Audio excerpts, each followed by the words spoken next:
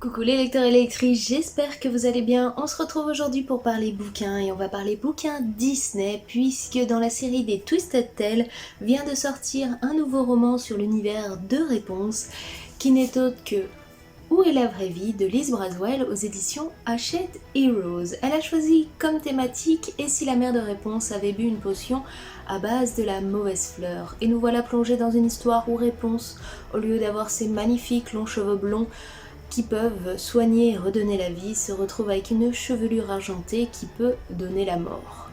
On va suivre donc son histoire et ses péripéties et comment elle en est arrivée à devenir la jeune fille enfermée dans sa tour et autres à travers le roman de Liz Braswell. Je ferai comme d'habitude un comparatif avec le vilain de Serena Valentino sur Mère Gothel qui n'est autre que N'écoute que moi qui est sorti déjà en librairie depuis quelques temps. On fera donc un point entre ces deux romans là et je vous dirai donc pour lequel j'apprécie le plus et pourquoi. Comme d'habitude, quand je vous présente les bouquins, c'est ma propre opinion et ma propre perception du livre. Si vous avez envie de le lire, je vous invite à le faire. On n'a pas tous les mêmes goûts, c'est ça qui est génial. Et donc, ce que moi je ne peux ne pas apprécier ou me gêner dans ce roman-là, vous pouvez l'apprécier vous à votre tour. Donc n'oubliez pas, ces vidéos sont plus là pour vous donner une idée, une opinion, que plutôt réellement vous dire lisez-le ou le lisez pas, au contraire. Bref, on va pas perdre plus de temps et on va se lancer donc dans la présentation du Twisted Tale et de son autrice et qu'en est-il de cette revisite du conte de Réponse. Donc on va commencer par celui-ci qui a été écrit par Liz Braswell. C'est pas son premier essai dans les romans Twisted Tale puisque vous avez pu la découvrir dans pas mal de romans écrits dans cette série-là, dont Ce rêve bleu sur l'univers d'Aladin, Histoire éternelle sur l'univers La Belle et la Bête, Profondeur de l'océan sur l'univers La Petite Sirène, Il était un rêve sur l'univers La Belle au bois dormant, Tout droit jusqu'au matin pour l'univers de Peter Pan, et plus récemment, Un joyeux non-anniversaire sur l'univers d'Alice au pays des merveilles.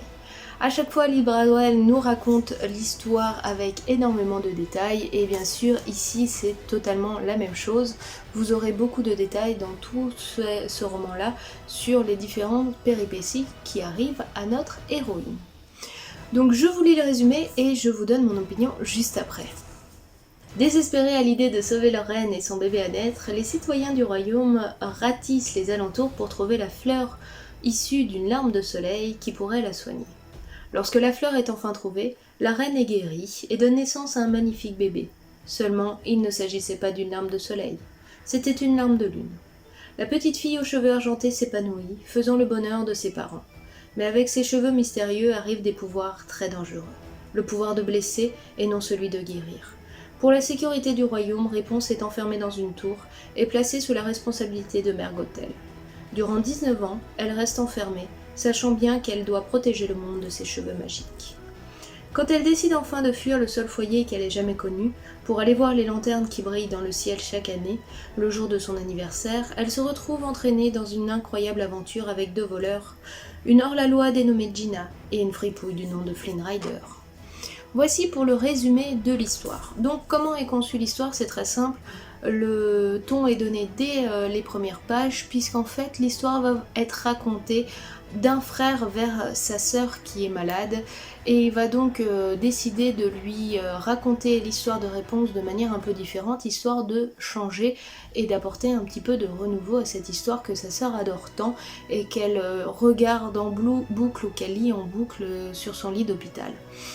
Donc je pense que bien qu'on met cette petite interlude, c'est-à-dire ce petit passage de l'histoire est racontée par un adolescent pour sa sœur, etc., j'ai un peu l'impression que ça explique un petit peu les failles qu'on va avoir à travers l'histoire ou autre et qu'on les excuse parce que bah voilà, c'est juste un acte gentil d'un jeune frère envers sa sœur pour la divertir durant sa convalescence. Pour moi, ça n'a pas apporté grand chose, je pense que c'était plus un message que voulait faire passer l'autrice ou autre, quelque chose qui lui tenait à cœur, donc bon, pourquoi pas. C'est quelque chose qui nous coupe un peu dans notre récit et qui n'apporte pas grand chose au roman, c'est un peu dommage, Mais d'un côté ça se défend auprès de l'autrice, je pense qu'il voulait faire passer un message, elle l'explique à la fin dans la lettre qui est tout offrant et des remerciements et autres. Mais moi j'ai trouvé ça un petit peu gênant parce que ça vous coupe au fur et à mesure du roman en vous ramenant dans cette réalité qui est la nôtre, avec ce climat d'hôpital et de maladie qui n'est pas très joyeux. Certes, c'est un peu l'histoire qui se veut comme ça aussi, avec Réponse qui a des cheveux dangereux, mais ça rend un petit peu, ça coupe un petit peu le rythme de l'histoire. Bref, ça c'est mon opinion, certains apprécieront, d'autres pas. Moi j'ai trouvé ça pas, ça apporte pas grand chose à l'histoire, après ça a une explication à la fin du livre dans les remerciements, donc pourquoi pas.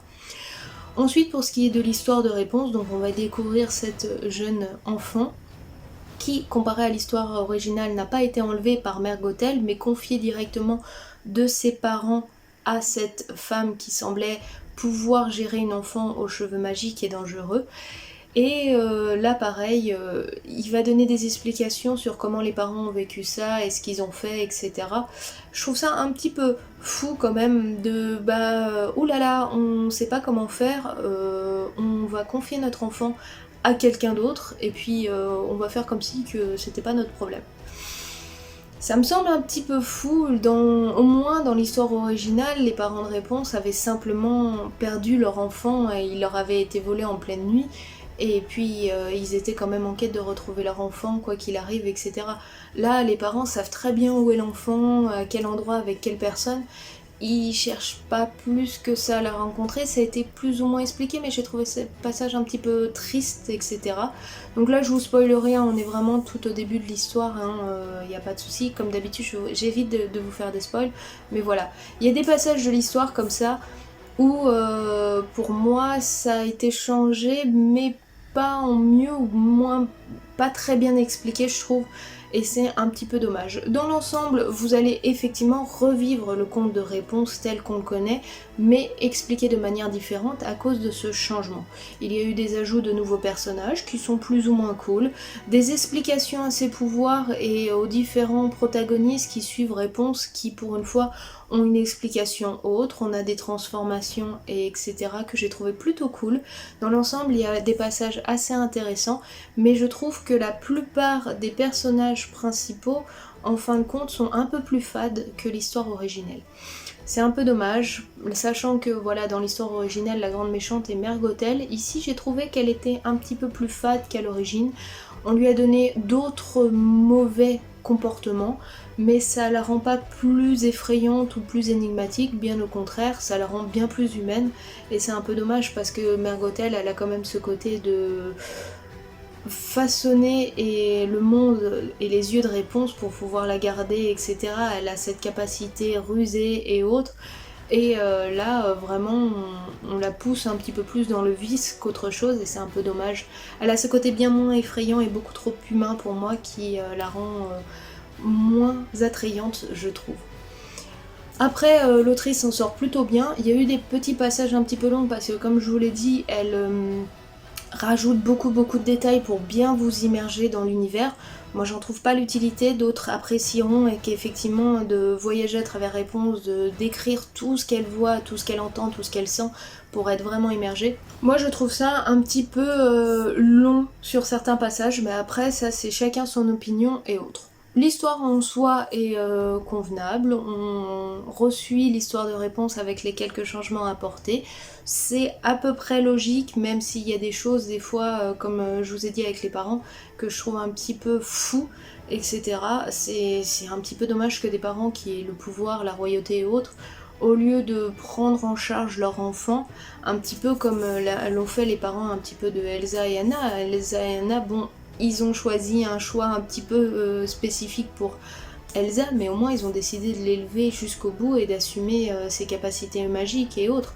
Là vraiment, ils auraient pu avoir Mère Gothel au château auprès d'eux. Au contraire, ils ont décidé de se débarrasser un petit peu de l'enfant et je trouvais ça un petit peu triste d'oser se débarrasser de son bébé d'à peine 1 an parce que simplement on gère pas ses capacités magiques. Bref.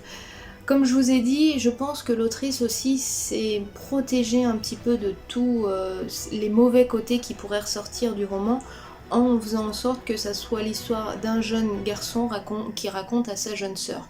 Et donc il n'a pas l'émotion ou le vécu assez important pour pouvoir avoir la capacité de songer comment des parents devraient réagir face à la disparition de leur enfant ou face à des choses qu'ils ne peuvent pas gérer en soi et donc qui décident de déporter sur une autre personne.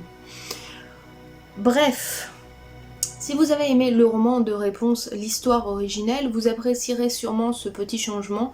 Il y a des apports, il y a des changements sur pas mal de choses. Le réel méchant est déporté sur quelqu'un d'autre, puisque Mère Gothel est plus qu'une fripouille de bas étage pour moi que réellement la grande méchante de l'histoire. Mais bon, pourquoi pas. La plupart des personnages qui sont intégrés dans l'histoire sont plutôt cool. On a un petit cliffhanger à la fin qui est assez sympathique. On a une position assez féministe de l'histoire, etc. C'est vraiment les femmes qui dominent dans le roman en général quand vous lirez. Et c'est assez cool sur ce plan-là. Après, ça fera pas partie de mes Twisted Tales préférés. Surtout dans les derniers que Lise Braswell écrit, je trouve qu'elle rentre beaucoup des fois trop dans les détails, dans les présentations, dans les explications, et ça donne de la longueur au texte qui n'a pas lieu d'être pour moi, mais ça reste mon opinion. On va donc passer au roman qui aborde le même thème, Réponse, mais cette fois-ci on va s'orienter plus sur Mère Gothel à travers le vilain de Serena Valentino. Serena Valentino a donc décidé elle aussi de ne parler de l'univers de Réponse, mais plus de s'orienter sur l'histoire de Mère Gothel, et j'avoue qu'elle s'en est plutôt bien sortie. Je trouve son histoire assez intéressante et plutôt effrayante, et je comprends un petit peu comment elle a pu devenir la femme qu'on y découvre, et à tel point elle a pu aller jusqu'au point de voler un bébé pour pouvoir arriver à son but final. Je vous lis le résumé et je vous en parle juste après. L'histoire de la vieille sorcière. L'histoire de Réponse est à l'image de ses cheveux, longue et tortueuse. Il était une fois une jeune fille innocente, arrachée à ses parents, une jeune fille dotée de cheveux magiques, retenue prisonnière dans une tour par une vieille sorcière tyrannique qui se faisait passer pour une mère surprotectrice. Pourtant, ce n'est que la moitié de l'histoire. Qu'en est-il de Gothel? Comment est-elle devenue si amère et sans pitié pour Réponse, qu'elle considère pourtant comme sa fille? Cette histoire creuse dans le passé mystérieux de la sorcière pour mettre à jour les désirs enfouis et plus profonds de son cœur. Voilà comment on va aborder l'histoire de Mère Gothel qui se passe bien des années avant la naissance de Réponse.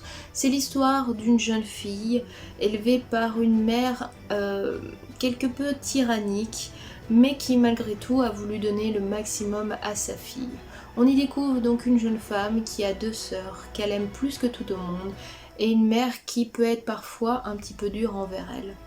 L'histoire va s'avancer au fur et à mesure, on va découvrir un père un petit peu présent qui essaye de protéger ses filles, mais qui a très peu de pouvoir face à son épouse et qui a des difficultés. Un clan de sorcières bien important au sein du royaume dans lequel elles vivent et qui a un impact plus que vital pour la vie et la survie du royaume tout autour d'eux. Des jeunes filles qui n'ont pas vécu dans le plus beau des royaumes mais qui étaient 3 à se soutenir et autres, jusqu'au jour où un drame va arriver et Gothel va devoir se lancer dans une quête peut-être perdue d'avance pour pouvoir retrouver le bonheur d'antan. Voilà le résumé réellement de l'histoire. On y découvre une Mère Gothel qui se bat simplement pour retrouver l'amour de sa vie, et ce n'est pas forcément un amour au sens propre, c'est une histoire de famille qui est profonde et importante, qui en vient à devoir enlever une enfant, un bébé, qui décide au début de l'élever comme n'importe quel enfant, mais qui se voit avoir des complications et des difficultés. Elle va bien sûr croiser sur sa route les 3 sorcières qui vont énormément s'attacher à elle parce qu'elles ont l'impression qu'elles sont très proches les unes des autres, qu'elles pourraient être leur 4e sœur en quelque sorte, qui vont aider Mère Gothel dans sa quête, mais qui vont très vite comprendre que c'est une quête très compliquée qui va être difficile à accomplir, et elles vont essayer de la protéger. Mais très vite, Gothel va sombrer dans cette folie, dans ce besoin d'aboutir à cette quête-là, et ça va la conduire à devenir la femme que l'on connaît dans le roman. Je vous en parle pas plus parce que si j'approfondis un petit peu plus l'histoire, je vais vous spoil, et vraiment si vous trouvez le personnage de Mère Gothel très intriguant, je vous invite à découvrir son passé, et on va y découvrir une jeune fille qui n'avait simplement que des rêves et des ambitions très simples, qui a été poussée par une mère qui avait un pouvoir important et initial, et qui devait le retransmettre à sa fille pour qu'à son tour elle le fasse arriver sur le monde et autres. Combien elle va essayer de lui enseigner que son pouvoir est important, mais Gothel ne rêve que d'une vie simple avec ses deux sœurs. Et quand le drame va arriver, ça va être très compliqué pour elle à vivre, et elle va faire en sorte de pouvoir réaliser tout ce qu'elle devait faire pour pouvoir retrouver son passé d'autrefois et l'amour de sa vie, donc ses deux sœurs. Je vous invite vraiment à vous plonger à l'intérieur, on en découvre un petit peu plus sur l'univers de Gothel, mais surtout sur les trois étranges qu'on suit depuis le début de l'histoire, qui sont toujours en fond à raconter les aventures et autres qui se passent avec les autres personnages, et c'est assez intéressant. Bref, je vous en parle pas plus, mais c'est vrai que j'ai eu un très gros coup de cœur pour celui-là. Ça fait quelques temps que je l'ai lu, et pourtant j'ai pas mal de brides de souvenirs, et je trouve l'histoire de Mère Gothel extrêmement touchante, malgré que le personnage dans l'univers Disney me refroidit au plus haut point. Bref, la vidéo dure déjà un petit peu longtemps, donc on va la conclure. Voici donc les deux romans que je vous présentais aujourd'hui. Le Twisted Tale de Liz Braswell sur l'histoire de Réponse qui a été changée et qui se retrouve avec une chevelure plus dangereuse que bénéfique, et l'histoire de Mère Gothel, son enfance et autres, et comment elle est devenue la femme aigrie et en quête de vie éternelle que l'on découvre dans le Disney un petit peu plus tard. Entre les deux romans, j'ai eu plus un coup de cœur pour ceux-là. Ça nous raconte vraiment l'histoire de Mère Gothel de A à Z. On a toujours dans le fond le fil rouge des trois sœurs, donc effectivement celui-là vous pourrez pas le prendre à part, sauf si vous arrivez à faire abstraction du fil rouge qu'il y a dans le fond, mais sinon les vilains restent toujours une lecture dans un seul sens, et vous êtes obligé de passer par le premier roman pour continuer l'histoire et pour ne pas être perdu ou pas spoil sur les autres histoires si un jour vous vouliez vous plonger dedans. Ça c'est petit bémol, mais en tout cas si vous êtes intrigué par l'histoire et le passé de Mère Gothel, je vous invite vraiment à lire N'écoute que moi qui est juste génial. Et si vous êtes un inconditionnel de l'univers de Réponse, un très grand fan, vous devriez apprécier cette réécriture du roman.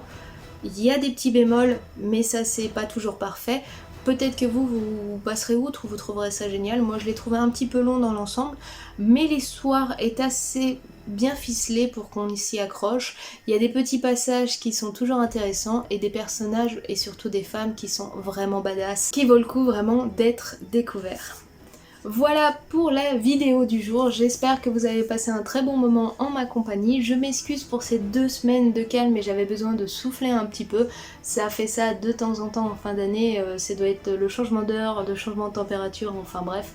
J'avais besoin de prendre un petit peu le large, j'en ai profité. La fin d'année va être un petit peu compliquée en termes de vidéos, mais je vais essayer de vous faire ça tranquillement. Nous on se retrouve de toute façon là très régulièrement pour pas mal de présentations et des vidéos que j'ai en retard. En attendant, je vous fais tout plein de bisous. Si vous avez envie de me dire en commentaire si vous avez lu le roman ou vous avez apprécié, ou si vous aimez l'univers de Réponse et pourquoi, bah n'hésitez pas, ça me fera plaisir de partager avec vous. Nous on se retrouve très bientôt pour d'autres vidéos. En attendant, je vous fais tout plein de bisous et je vous dis à très bientôt. Ciao, bye bye.